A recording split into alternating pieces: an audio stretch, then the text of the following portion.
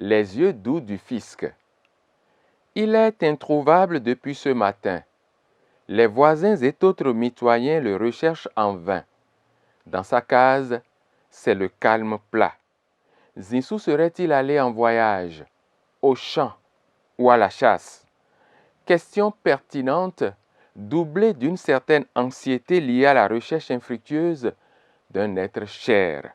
Au fait, Zissou est en proie à une difficulté d'honorer un engagement pris, de payer une dette, de remplir un devoir civique.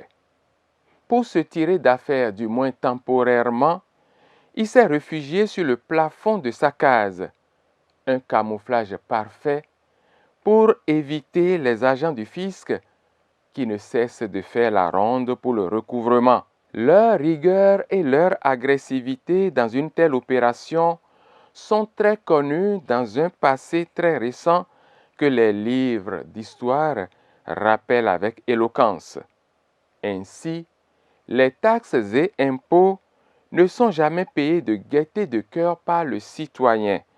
Il le perçoit comme une pilule très amère à avaler, pendant qu'il indexe le fixe comme étant un monstre qui donne la grande frayeur et fait place à une psychose permanente. En face du fisc, même les opérateurs économiques les plus zélés, les plus talentueux, les milliardaires frémissent et courbent l'échine. La complaisance n'est pas au rang de ces caractères et tous ceux qui ont voulu contourner ou tricher avec ces règles ont toujours payé de la peau de leurs fesses ou ont mis la clé sous le paillasson. Jamais le calumet de la paix, toujours le bras de fer avec le fisc. Finalement, les habitudes se sont résolues au fait qu'il est mieux de se plier à ces injonctions, de négocier des échéanciers ou de poser les pas d'un bon contribuable, c'est-à-dire payer. Le fisc a donc les yeux rouges et c'est normal dans un pays qui ne possède ni or, ni diamant, ni argent, ni pétrole. Un pays comme le Bénin qui ne dispose pas de grandes richesses du sous-sol pouvant lui permettre de générer de grosses devises pour assurer son plan de développement. De mémoire de chroniqueur, sur les bancs de l'école, il est affirmé à corps et à cri que le Bénin a une économie essentiellement fiscale. C'est dire donc que les ressources de l'État proviennent en grande majorité de la collecte des taxes et impôts.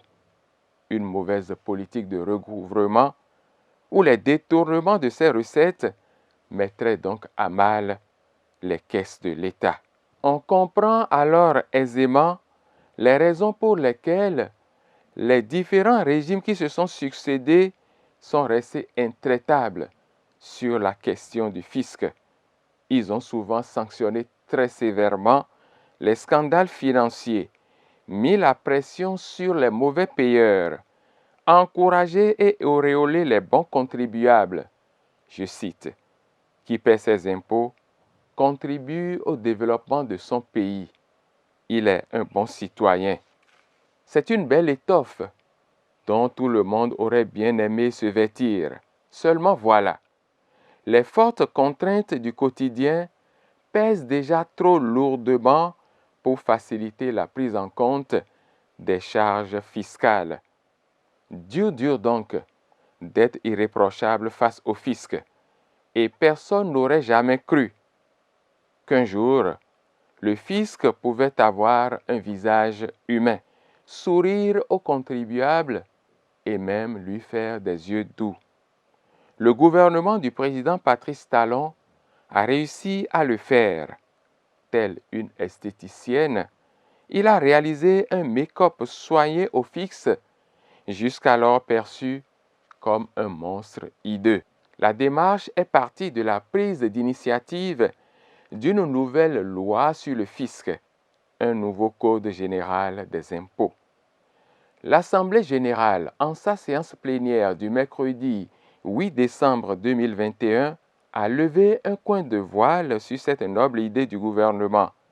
La loi numéro 2021-015 portant Code général des impôts venait ainsi d'être examinée et votée par les honorables députés.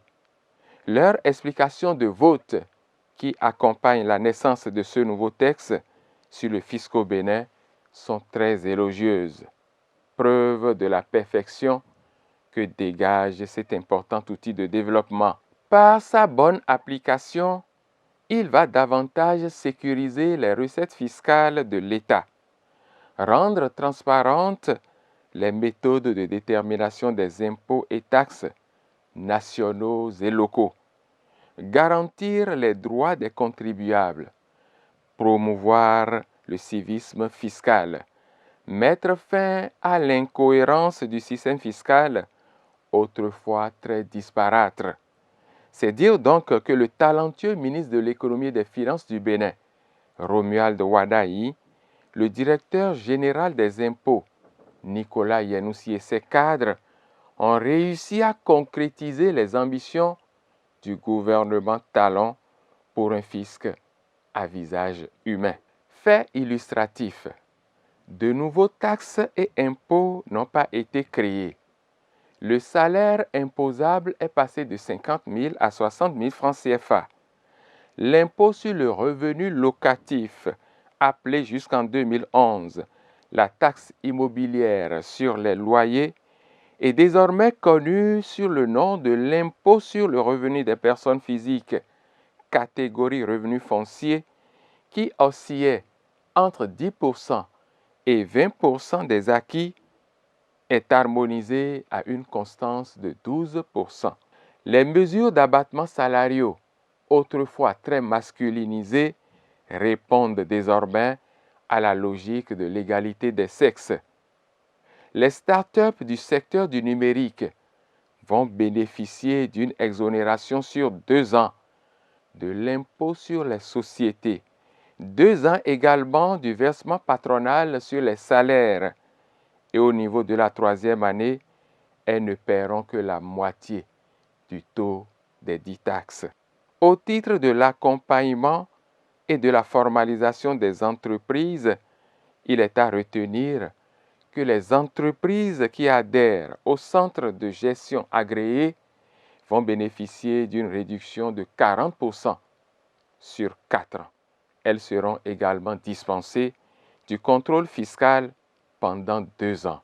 Autant de bouffées d'oxygène en faveur du contribuable béninois en une période où le gouvernement s'engage à une révalorisation du salaire des agents de l'État, un acte qui suppose la recherche de plus de ressources.